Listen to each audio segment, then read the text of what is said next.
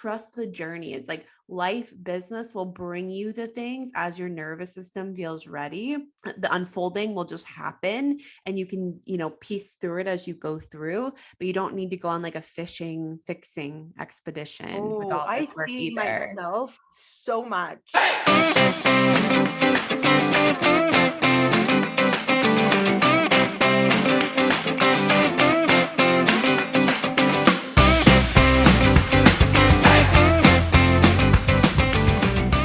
Okay, let's do it. Let's do it. Let's do it.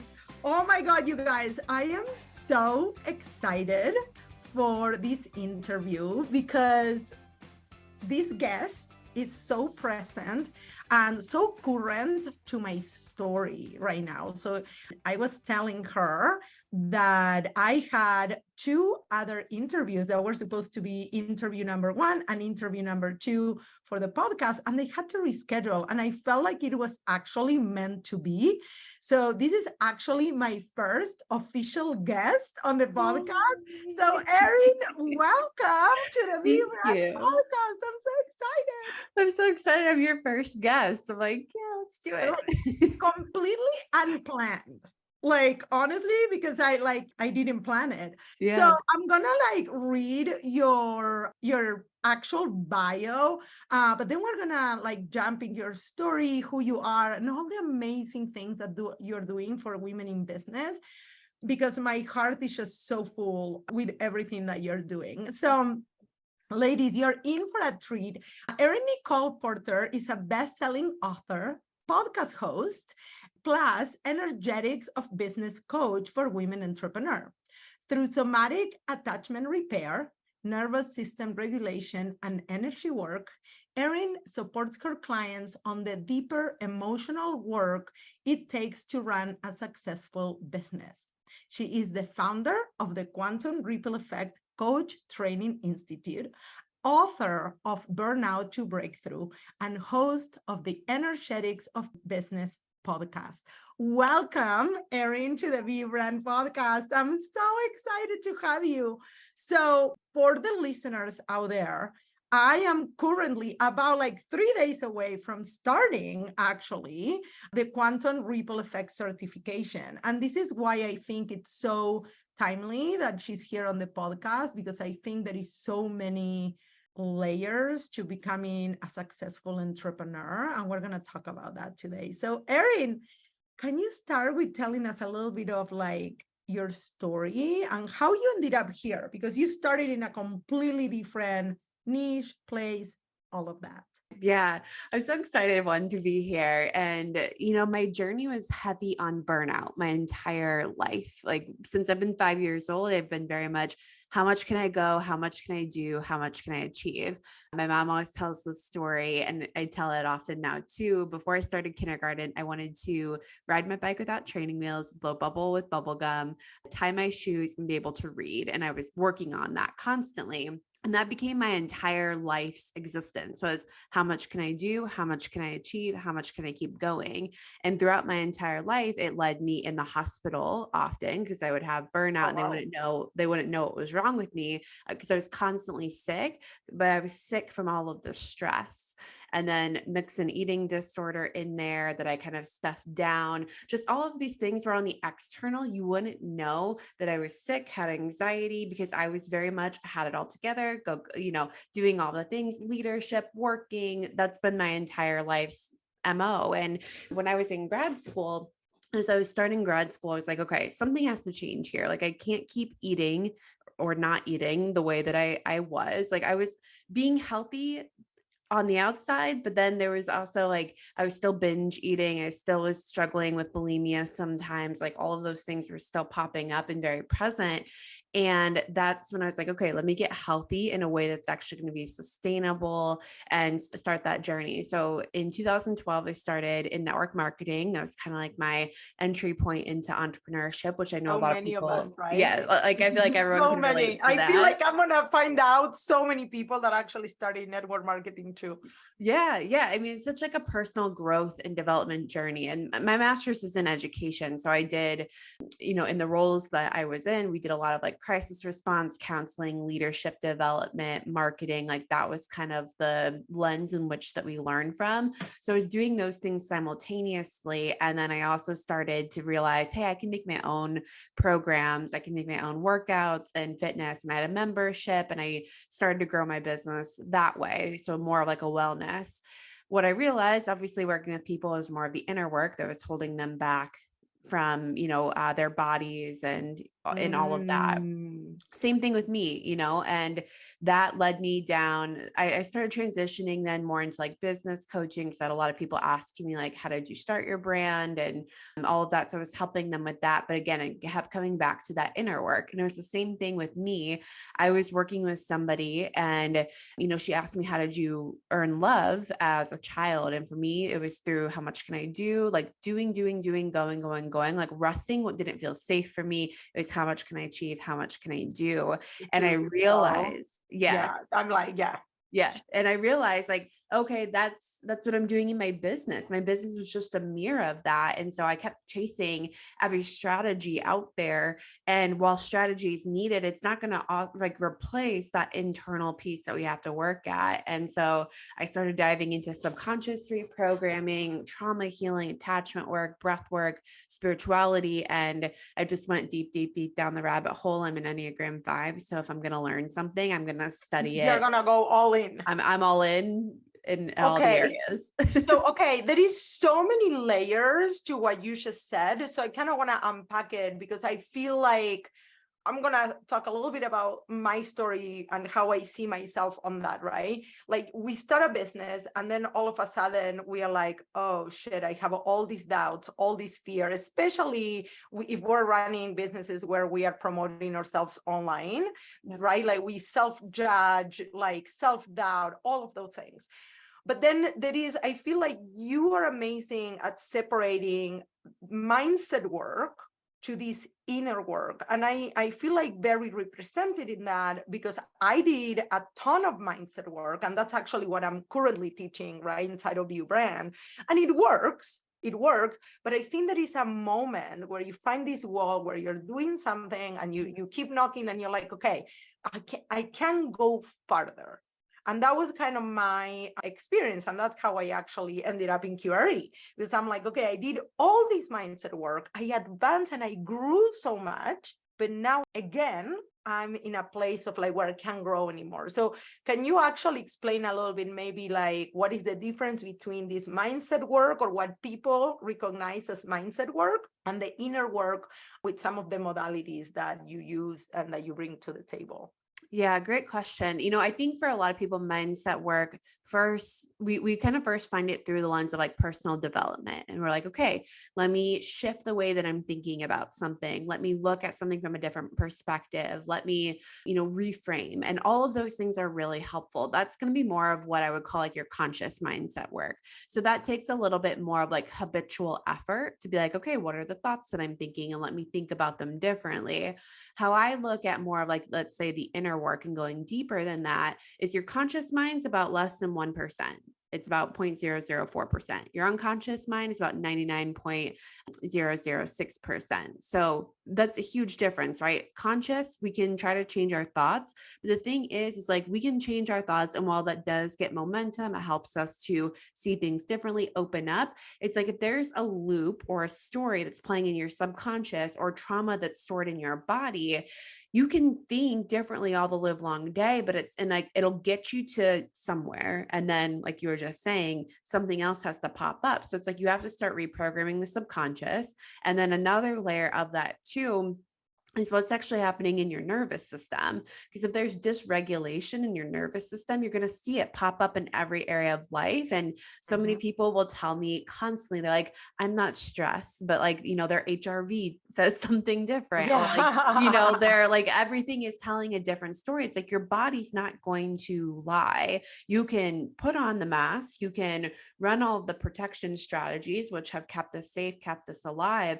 But again, until you do the subconscious reprogramming, reprogramming, like, okay, what are the belief systems? What are my value systems? What are the limitations, the memories, all of that? And you go, okay, based on my childhood trauma, my attachment dynamics, once you start locking all of those things into place, I have found that it makes the conscious mindset work click a little bit more with Mm-hmm. like more of like the visualizations and those sorts of things, because you have to have those other pieces of the puzzle to complete everything.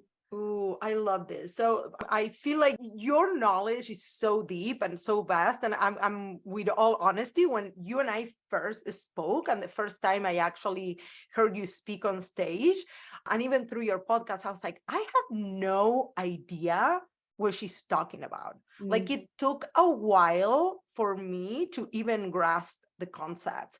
So one of the things that pops up for me out of what you just said is regulating the nervous system, because this is one of the things that I could not grasp, why I was constantly this roller coaster of emotions that you actually helped me several times to kind of calm down and really feel secure and safe in my body and recognize when I was having those feelings.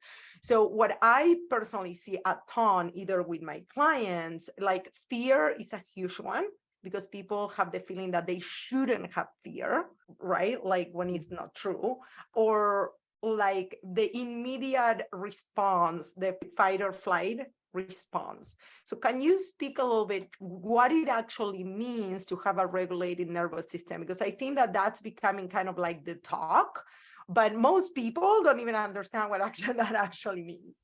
Totally. Yeah. So I think you just spoke to a couple of things that I want to, like, I'll talk about like trauma responses. And, there's times where we have, and I want to make this clarification too, because sometimes when I describe the trauma responses, everyone's like, wait, but isn't that healthy? And like, so there's trauma responses, there's like emotional responses that we have, which are very, normal things that we have to our day-to-day life. And then there's when things have then gone more into a trauma response, and then we have the dysregulation. So like, our fight, flight, freeze, and fawn is usually what we think of when we're thinking of a lot of dysregulation in the nervous system in terms of a trauma response. So where you're freezing and you can't take action, or you feel like you can't move. The In flight your where you're like, business, it happens so much, right? absolutely. Like if you're gonna go live, or if you want to speak, but you are like, there is no way, or Yep. Exactly. Yeah. And then the flight response is pretty common in like high achievers. It's like, I'll just keep working. I'll just keep doing. I'll just keep going. But yeah, the same. It's like, okay, I can do that. Fight's like very push through it, kind of like aggression, go, go, go. I say I mix that a lot with flight sometimes too, because people will be like, go, go, go, but also let me just like push and like just bring this type of energy to it. And then fawn is more people pleasing, codependency. I need everybody to be okay. I definitely like have run that one a lot, and it leaks a lot in business. But the thing mm-hmm. is like all of those responses, we're operating from, from fear. We're operating from our past responses. And all of these different responses have these protection strategies to them. If I'm in flight, if I'm in freeze, if I'm doing all of these things, it's because I'm trying to get safety in my body, because I don't feel safe. And that's how I've known in the past to run those responses in order to feel safe, or, run any protection strategy. And that causes a lot of dysregulation, because you're stuck on or you're stuck on off. So you're either one way or the other. The foot's, on the brake, or it's on the gas. It's on the brake and the gas at the same time. And you just Yeah, can't, yeah. yeah, you just can't operate like that. Well, let me see if I can make this clear. It's almost like you work, work, work, work, but that you also can be hiding in plain sight. Absolutely. Mm-hmm. I found myself there. I'm going to Yep. say, and I'm a personal branding coach, and I see a lot of my clients actually doing that. But I'm posting, but I'm like, yeah, it's still vanilla, but it's not vanilla because they're not good. Yep. They're vanilla because they're trying to be so safe, because they're trying to please everyone, and they don't want to really use their voice to actually say what they really truly think.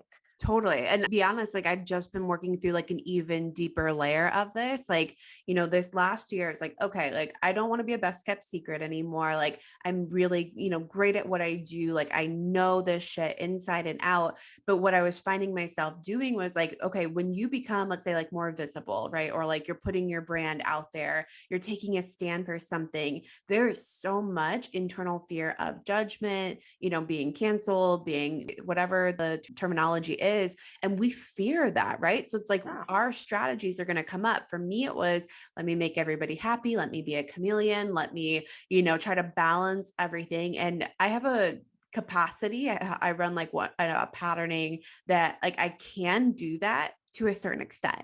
And that's the thing is like we can do all of these strategies and navigate them to a certain extent. But if you're at a place in your business where you're like ready to go to that next Yeah. level, you can't keep operating in that strategy. Yes, it got you here, but it's not going to get you to where you want to go. So what I had to unpack was like, okay, let me actually not have all of these masks on. Let me start to just find my truth, find my core, and actually let myself use all the safety that I built in my system to navigate what happens when you're just growing your personal brand. And yeah, so I definitely get that being seen. And I'm working with a client right now on that as she's stepping into some really, really big stuff. We're like, we got to get your nervous system on board because whatever big manifestations that you have that you're calling in, your body's got to feel safe to receive them, or you'll sabotage them. You'll like, kind of block them, or they'll come in, but they're going to cause a lot of like chaos or discomfort. Chaos. That I mean, you're literally describing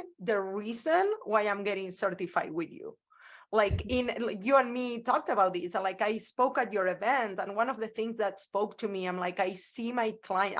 Number one, as a coach, we usually see this potential on our clients Mhm. that they can see themselves, right? Like we see them in their true shine. Sometimes it needs to be polished, right? But like we see them in their true shine. That's number one. And number two is I found myself in a place where I would be coaching somebody through something and my tools were not enough, right? Like, and I'm like, this is deeper. This person needs to have the breakthroughs on her own. I need to be able to ask the right questions and all the things, right? Because they grow and then you go back. You Mhm. grow, and that was me. I'm stepping into some big stuff, and I'm like, Erin, right? And then like and I know that for me, and I know that mostly I know that I attract a lot of women like that. We jump, right? Like we're the women that we jump, and then when we're jumping we're like, oh crap. And now the nervous system is so dysregulated that we start creating all this chaos. So this was amazing.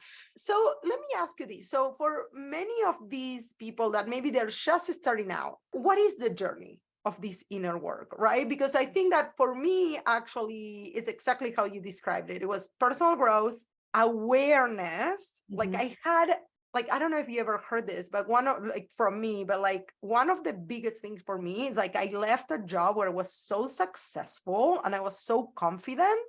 And on the first year full time in my business, I couldn't make anything happen. I lost all my confidence. I completely went into a dark path, and I see this happening with a ton of women. What I realized after is like I needed to change the identity truly of who I was, right? Because the Totally. person that did that job was not the person that was doing this job. But that awareness slapped me on the face. I was like, what is happening to me? Where all this crap on my brain, my body, it was terrible. Like it was about a year. So what is that journey, and how maybe women can shorten that journey? Like that's my goal in life, that women literally don't have to go through that. Yeah. Yeah. It's so interesting. I was just having that conversation. Someone brought that up at a networking event. They're like, I was so successful. And then went into this, and it's taking longer and having to kind of, deal with that in between. And to kind of explain the journey, I think you said beautifully, like the first piece of it is the awareness. And I would look at the awareness of like, where is there like entanglement between like your worth or your identity and your business? I think as like personal brands, sometimes we don't know what that separation is, because like either we've become so much of our business and our business is so much of us, we're just like, oh, shoot, like I believe that if I'm not successful, then people aren't going to think I'm a good coach, or if this is happening, oh, like everything gets so entangled in this kind of interesting, personal brand dynamic that we all have. And then what happens is because it's so entangled, and that's just kind of the roles that we're in, is then we have this very much, again, worth tied into our success or whatever the case may Um, be. And so that's the first step, is just being like, what do I actually believe? Like, who am I? Who am I outside of my business? And what am I feeding into? The second thing that I'll add with that too is once people start and like have the awareness and they start to untangle it, what I notice a lot of people doing, and I did this too, so this maybe will save you a lot of years and money, would be I looked at everything so much from like a fixing lens. I thought, like, I looked at the healing journey of like fixing to get something. I was like, okay, well, if I can fix all of this in my life, it gave me one, a sense of control to be able to do that. And two, I was like, okay, then I'll get the success, and then I'll get my nervous system regulated, and then I'll get more money, and then I'll get the opportunities. And so then what I did were was you I was thinking of fixing you, like I need to fix me, or it wasn't more like on the strategy? Because I more. remember thinking it was all strategy. I didn't realize at first that it was a journey. Yeah, yeah. Well, that's the thing. Like, I mean, kind of both. Like, I was doing it on the strategy side, but then once I stopped doing it on the strategy, even when I began the deeper internal work, I was almost in this like fixing to get, and I was in this constant like loop, Mm. like almost like it's like a trauma loop of like, okay, well, if I can just heal this, if I can just fix this, if I can just get this regulated, if I can just do this, then okay, I'll be able to breathe and I'll get all these things. And then I started like digging and looping and like looping in process. So that's also something that I noticed once people open up the doors to all of this work, they can loop a little bit in the process, because they kind of like dig and dig and dig and dig and dig in their healing journey, versus finding like, and just remembering as you're listening to this, it's like, it's not fixing our healing to get something. Like, yes, of course, when we're more regulated, do things land, do things come in? Absolutely. But if your intention going into that is that, then you're still looking at yourself from the lens of lack and from I'm not worthy. And then you can, that then all of that is continuing to feed that cycle. So it's like, just shift a little bit going into it and trust the journey. It's like life, business will bring you the things as your nervous system feels ready. The unfolding will just happen, and you can, piece through it as you go through, but you don't need to go on like a fixing expedition with Oh, all I this work see either. myself so much in what you just shared. So much. It's gold, gold, gold, Thank you. gold. So, okay, so now somebody's going through the journey, right? And let's talk about safety in the body, because this was a huge one for me. And I know you talk about that a ton. How women, well, I know because you did it with me, so it wouldn't be fair for me to actually share, but how can women find that safety sometimes when the bank account is not showing, Mhm. or when the clients are still not coming in? And I think that this is so valid in the first few years, especially if the people are pivoting or starting something new. And I think that people get to freak out and start thinking, this is not for me. This is, I can't do it. I can't live in this uncertainty. And how can they find that safety in their body when they look at their bank account and they're like, oh shit, like money's not coming in, or clients are not coming in, or things are not happening as fast as they think they should? Yeah. Yeah. You know what? I'll say this: when people make that transition from, having, let's say, like a more consistent income into entrepreneurship, you got to make sure that you don't put yourself into survival starting your business. Like I see a lot of people that just like jump, and that works for some people, but for other people, if you know that that's going to put you in a constant state of survival, you need some supplemental income Yeah. or Yeah. something. So then you're not starting it with, okay, I'm in survival. But however, as we go through business, there's times where it's like, oh, a launch didn't go the way that I thought it was. And I thought I was going to have X amount of dollars coming in. Now, what do I do? Right. And the nervous system, especially when it comes to finances, we can, like, that's going to be some of the biggest pressure that we feel because it's linked to, our basic needs. And so I always tell people, I'm like, when there's financial stuff that pops up, like, and there's survival feelings around it, you got to kind of come down because right now the body's going, I'm being chased by a lion.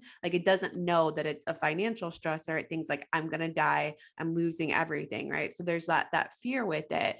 That what I have found for myself though, is entrepreneurship always has our, little roller coasters People in the think that it's things. gonna be like this, and I always say it's like, Yeah, yeah. What I like helping people do is not going from like this giant, like high, low, dip, dip, but starting to like, okay, know that yes, things are happening. And going back to what you were asking about with like the safety in the body, what I have found for myself is like the more safety that I have found in my body, the less highs and lows, the less I go to extremes, the less I go to over dramatizing something, or I have those thoughts that pop up. I have those fears that pop up, but I'm not living there because I can re-regulate and kind of bounce back quicker. So having that safety in the body allows you to do that, to kind of have more of that resiliency, more of that bounce back versus going on the emotional rides that do come up.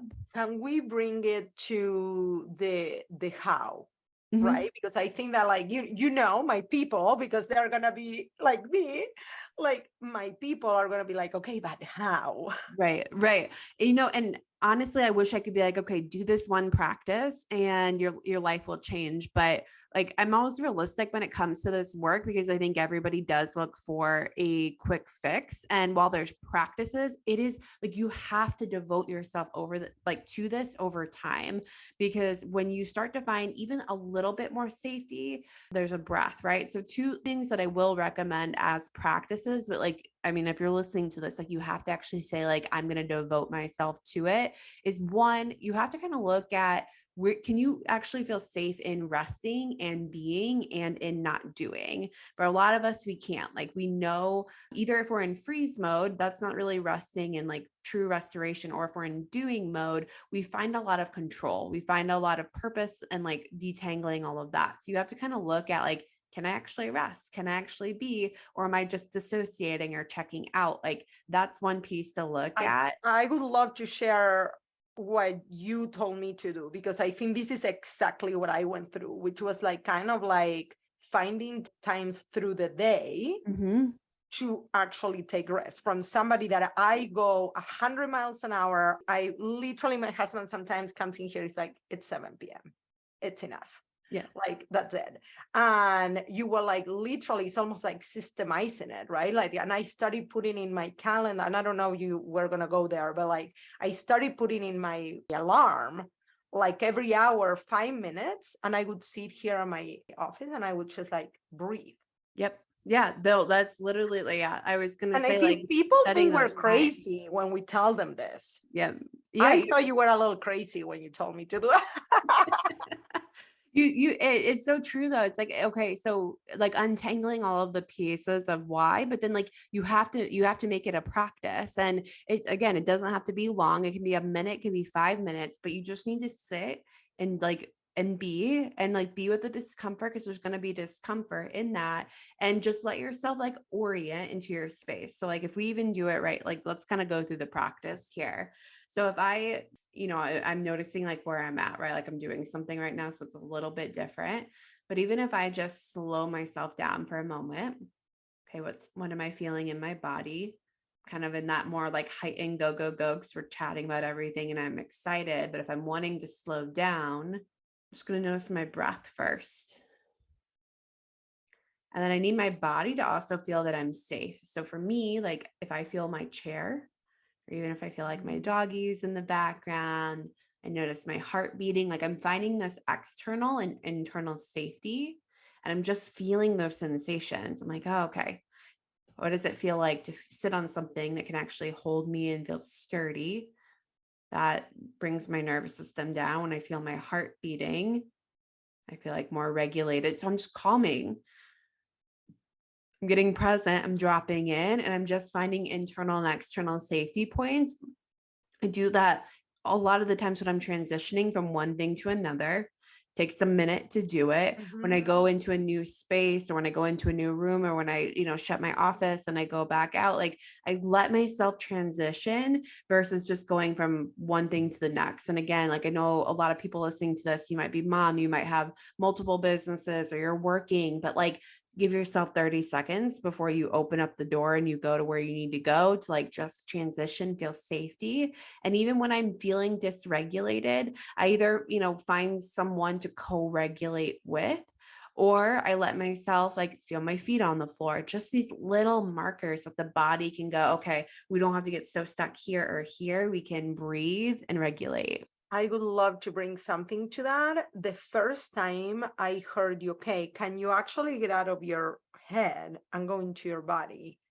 I couldn't even do it. Mm-hmm. I was like, what? What? And then eventually I tried it and I was like, oh, feeling. And I Yeah. think that like now that I'm starting to actually share that with people, they look at me the way I thought of you. Like she's crazy. I don't know what she's talking about. But I'm gonna say for everybody listening, this was life changing. Like I literally, the way I do it is actually when I open the door to leave the office at the end of the day, I stand in the what is it, the opening or whatever, Mhm. and I'm like, Yep. this was amazing, but this is amazing too. Because what I found myself doing a ton of the times was like I would leave the office, but I would go into the kitchen or whatever, but I'm still thinking of what's happening here. And Yep. 15 minutes later, I would come back and I would keep working when I'm already like out and maybe we have a plan with the family or whatever. So I started creating that cut where I'm Yep. like, okay, I did it. I did enough. I gave it my 100%, and now I'm going to live life. Yep. This is the reason why I created this business so I can have this life. Absolutely. Yeah. It sounds so easy, but it's not. It's hard, right? Because we live up in our minds and we're always thinking, we're always going, we're always doing, and being able to like feel present to be in our body, it's scary. I mean, the mind for a lot of you that resonate with what Ati was just sharing is because that has literally what's been the thing that's kept you alive and what's kept you safe is thinking, going, doing, moving, thinking, going, moving, doing. Oh, And I so know. the being is like, what do I do here? Right? Like how For like me, that was feeling the biggest sensations. transition Yeah. because how I got love was by doing. I remember my mom, I found myself doing this with my kid, and I stopped, completely stopped when I realized, when I saw myself in that. I used to like, my mom used to say, like, what are you doing there? Like, why are you laying down? Like, go do something. And now my kid sometimes is, I'm like, he's like, oh, I just want to do nothing all day. I'm like, yeah, but your definition of nothing is actually drawing and chilling and listening to music. I'm like, he's 10 and it's summer, right? Like, and like we had him in like camp, and I'm like, no, let's do empty weeks. I want him to have empty time. And now when he's like, oh, I just want to do nothing all day, I'm like, well, that means you want to, like, he loves drawing, right? Like drawing and maybe hanging out with like a friend or whatever. That's not doing nothing. That's actually like giving yourself pleasure. Totally. And he's like, oh, right. I mean, I'm sure I'm fucking him up in other ways, but I caught myself telling him, like, what are you doing in the couch doing nothing, right? And then I was like, oh my God. Like, no, that's when magic happens for a lot Mhm. of people. So let him be. Yeah. Yeah. It's like we need restoration time. Like we need time to like rejuvenate. And sometimes that is just that laying, but we've had so much, societal conditioning around we must be doing, we must be going. And so as entrepreneurs, especially, and like that time is required too. Like you That can't time is just lay required. in the bubble bath and manifest and hope things, pop in. It's like you do have Yeah. to take action, but like you have to also like do the things externally that you need to do. But I would love to see people like prioritize more of that like rejuvenation play and all of that as they're building. So then they don't go on these huge pendulum swings from one side of the spectrum to the other. And I think a ton of that, at least in my experience, has been really doing the actions from a place of like, I'm so excited about doing this. And I'm not like from a place of like, oh, what if it doesn't work? Right. What if I'm doing right? Like, and I think that I see so many people doing that, like, oh, we're doing this, but I hope this one works. I'm like, everything works. Like it's Mhm. like honestly, at this point in my business, I feel like everything works. Just it may not be as huge as you're expecting it, or you might either it works or you learn, right? So it's just you're gonna be doing the same thing a year from now, 2 years from now, 5 years from now. So like if you're going crazy, that's at least my take on the Mhm. last year of my journey. That is like whatever I'm doing, I want to do it like happy, stay on that vibration, right? Yep. While I allow myself to feel. Hmm. I love Yep. Yeah. And that is the journey. And it's like you can either start looking at all of it now or wait, and like let yourself get to a certain place and then be like, okay, then I'll finally look at it. But then at that point, people are usually burnt out, they're anxious, they're overwhelmed, they're, going through something. So it's like do it in a way where like you'll thank yourself so much in a year from now and two yeah. years from now and 5 years from now. Cause you're like, oh, I have the capacity to handle when shit hits the fan, when things are and when things are going really well. Like that's the other thing. I think when people think of all of this work, they're like, oh, it's a lot of shadow work. It's a lot of like deep, dark work. And pieces of it are. But what I also have to remind people of is like it's about knowing how to hold the good things too. And that's where we miss that is because we either go again look at it from that fixing lens versus okay, a celebration did come in, something did feel good. I got a bit of safety and really feeling into that because those doses get stored in your body and your body's going to keep remembering that. So it's like it is shadow work, but it's also increasing your well-being too. I remember I was reading your book, which I would love for you to at the end. Obviously, we're going to tell everybody where they can find you, but like name your book because it was so good for me to read. And it was a while since I'm a manifesting generator, Enneagram 7. So I don't finish books. I have 8 books in my nightstand. And then I realized once I got into Enneagram and human design, oh, that's why I just like having all the things in my brain. And finally, I stopped like blaming myself for it. And I'm like, oh, I'll just pick each one as I feel like it. But I actually read your book, I think, in like 4 days from beginning to end, because I felt so mirror, right, in it. And I remember you talking about like when you look at your bank account, every transaction, no matter how small it is, to celebrate it. And I remember thinking, oh, I never do that. Like I never truly stop and look. And like usually I was in a place of lack when I would look at my bank account. And this is already having success in my business because there is always going to be a next level. And I had this Okay. conversation with somebody else yesterday. If you are making 10 grand a month, right? But maybe you want to make 20. If you're making 20, you're like, oh, now I'm ready to make 25, right? If you're making 2, you're like, oh, but this is not enough to live on or to leave my job. But the thing is, there is always a next level. So it's never about the number. It's about the safety. It is. And it's so interesting as you share that. I was just like even yesterday, I was just telling a friend about this, like literally this morning. I was like, okay, I feel like I've had in like there, with money or business, like everything's a relationship. And so there's levels of intimacy. And I feel like for me in every area of life, and I was just looking at this with finances yesterday, I'm like, what's my next level of intimacy and like Mm. openness that I want to have with money? And like maybe, because there's still parts of me that will be like kind of avoidant with it or like kind of pulling away. right? I'm like, what does it look like to open up my heart to that even more? Like be even more vulnerable with my money, like opening it, looking at it, feeling with it, like creating this next level of intimacy. So that's been something that I've been just like literally recently I'm gonna exploring. I'm play with like, that. next level of like just intimacy and letting it in too. What happened to me from there was like every time like I see, notification coming from one of our clients or whatever, I'm like, thank you, thank you, Mm-hmm. thank you.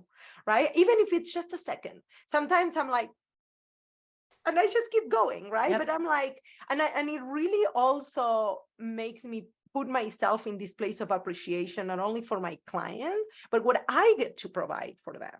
Right? It's Absolutely. not because it's not like they're paying, but they're not paying like to me, they're paying that transformation, that growth, right? So, and I'm committed to that. So, like, it has been so good. Like, when I do it, and I'm like, okay, even if it's 2 minutes, thank you, thank you, thank you. So, for all of you out there, like, whatever you're in your business, maybe you had one client, maybe you're doing a beta, right? Maybe you're running a new program and you only sold one, right? Like, this is your beginning, like start celebrating that from day one. Mm-hmm. The I one turns love that. into 100.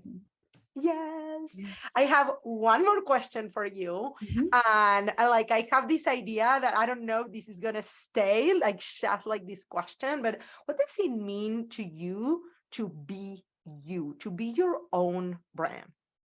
I love this. The first thing that pops up is like being you or like being me, like in this case is I'm like, who are you without all of the different masks, without all the different conditionings? Like, what's your truth? Like, what is your actual truth? And if you didn't have 9,000 things being thrown at you or, beliefs or whatever, like, what is that? And then how in your expression through your content, through your social media, through your branding, are you actually letting like your true nature come out and like take up the space that it wants to take up? So that's my expression of that. I love that. I truly want to like hear that from everybody. I'm so like curious what people are going to say. That's absolutely my truth. It's like helping women to really bring everything who they are into what they do. And so, Erin, would you tell everybody where they can find you, how they can work with you, what you have going on, and stuff like that? Yes. Well, you can I don't wait, have you told people about your event yet? Oh, we haven't even talked yet. Okay.